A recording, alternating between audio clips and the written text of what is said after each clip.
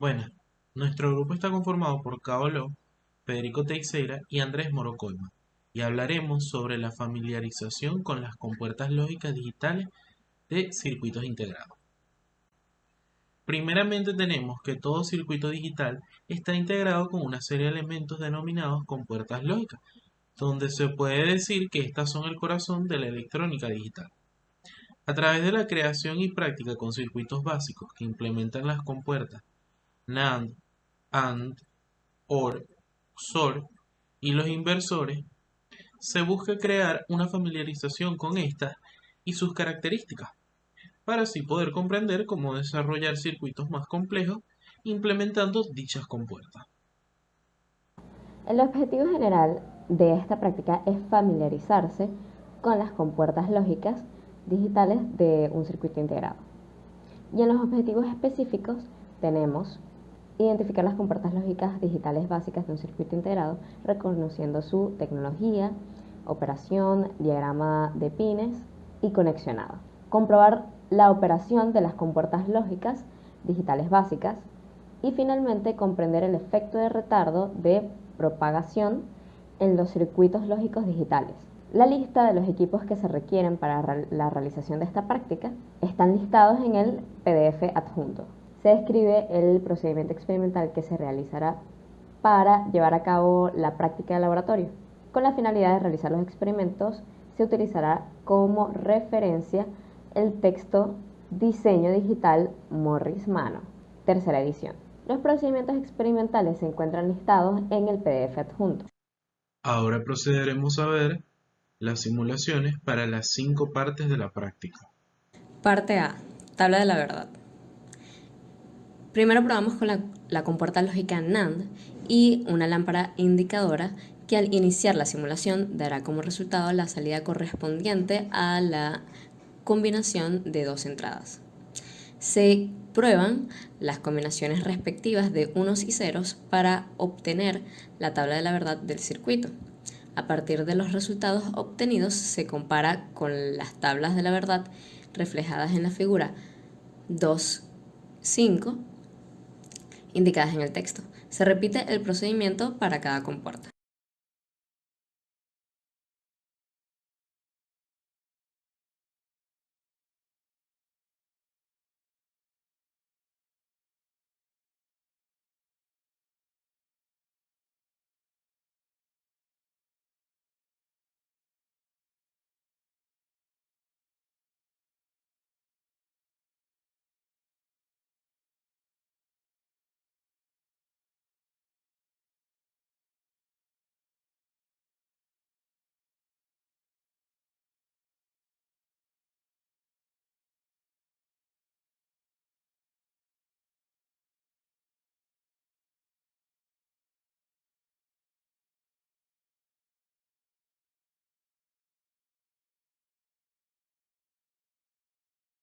Y como hemos estado observando, los resultados de cada compuerta coinciden con sus respectivas tablas de la verdad.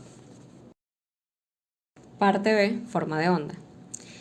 Se ensambla el circuito que consta de un contador binario cuyas dos salidas de orden bajo, CP0 y CP1, se alimentan con un pulsador que emite las señales. Al circuito se le agrega la compuerta lógica correspondiente a los pines Q0 y Q1 y un indicador a la salida y otros dos en la conexión previa a la compuerta, uno para cada entrada.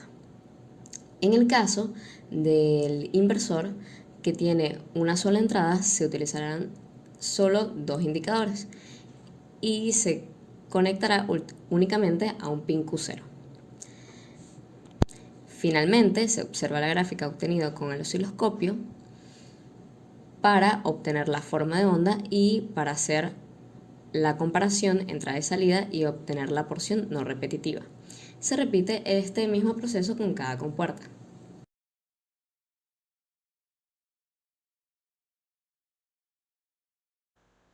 Aquí en esta tercera parte de la práctica nos piden que conectemos en cascada los 6 inversores del 7404, donde nos comentan que la salida sería igual a la entrada, solo que se retrasará por el tiempo en el que la señal se propaga por los 6 inversores. Entonces, tenemos aquí nuestros 6 inversores, nuestra señal de entrada y nuestra señal de salida. Tenemos también un display de 7 segmentos que muestra el valor de la entrada y un LED que muestra el valor de la salida. En el pulsador tenemos que el pulso de subida es de 5 unidades de tiempo y el de bajada es de 5 unidades de tiempo igualmente. Entonces, ejecutamos la simulación, la dejamos que corra por un momento y aquí en el osciloscopio, la tenemos, aquí en el osciloscopio podemos ver la gráfica de tanto de la señal de entrada como la de la señal de salida. Y podemos comprobar que esta gráfica está desfasada por 6 unidades de tiempo, la de salida está desfasada por 6 unidades de tiempo con respecto a la de entrada. Podemos observarlo aquí, en este punto, la señal baja, pero vemos que esta bajada de señal no se produce sino hasta aquí en la señal de salida y podemos contar las unidades de tiempo aquí. Serían 1, 2, 3, 4, 5 y 6. Esto se refiere a que cada inversor retrasa una unidad de tiempo la señal de salida resultante. Parte D. Compuerta NAND universal. Como hemos podido observar en las partes anteriores, existe una gran variedad de compuertas lógicas, pero estas pueden ser representadas utilizando únicamente la compuerta NAND. En este caso podemos observar el inversor utilizando compuertas NAND. Acá podemos observar el funcionamiento de la compuerta NAND como inversor, conectando la entrada a ambas salidas de la compuerta. A la entrada ser 0, la salida es 1, y a la entrada ser 1, la salida es 0. Un AND de 2 entradas utilizando compuertas AND. Acá podemos observar el funcionamiento de las compuertas NAND como compuerta AND, negando la salida de la primera compuerta NAND con el inversor visto anteriormente. Un OR de 2 entradas utilizando compuertas AND. Acá podemos observar el funcionamiento de las compuertas NAND como compuertas OR, negando ambas entradas con un inversor de NAND y utilizando esas salidas como entradas a una tercera compuerta NAND. Un NOR de 2 entradas utilizando compuertas NAND.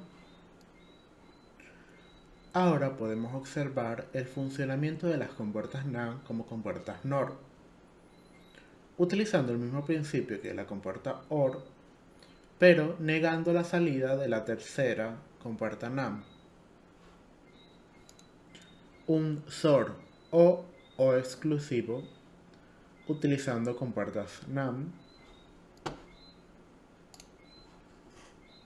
Por último, la compuerta SOR utilizando compuertas NAND la podemos obtener utilizando cuatro compuertas NAND, teniendo de base la compuerta central para hacer que una de las salidas sea negativa cuando las entradas sean diferentes. Parte E. El circuito NAND. Como hemos podido observar en la parte anterior, todo tipo de compuerta puede ser representada como una serie de compuertas NAND. Por lo tanto, en esta parte buscamos representar la expresión booleana x por y más w por z, o x and y or w and z. Podemos tomar de base los circuitos AND y OR de la parte anterior y simplificar las redundancias. Y acá podemos observar el funcionamiento del circuito XY más WZ implementado con un contador hexadecimal. Además, podemos visualizar las formas de onda, donde se ve representado los bits del 1 al 4 y en la onda superior la forma de onda del circuito completo.